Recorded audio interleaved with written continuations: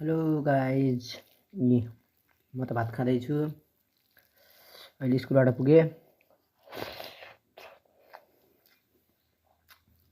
तपाईँले त खानुभयो होला अघि। अहिले 5:17 भइसकेको छ। म अहिले स्कुलबाट पुगेँ। बिहान 4 बजे जान्छु म। खाना चाहिँ अहिले खान्छु। बिहान किनकि मेरो खाना पकायो हुन्न। 4 बजे कहाँ पाक्छ, कसको घरमा पाक्छ।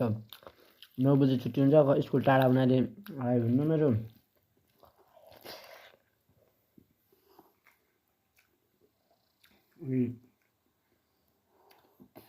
स्कुलमा चटपट खाएर बस्छौँ।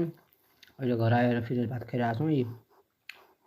तपाईँहरू त घर नजिक गयो होला है। घर नजिक गए त तपाईँ घरमै खानुहुँदो होला। यदि म जस्तै ढिलो खाने कोही छ भने यस्तो कमेन्ट गर्नु है। By by. भोलिको अर्को भिडियोमा भन्नु म अरू।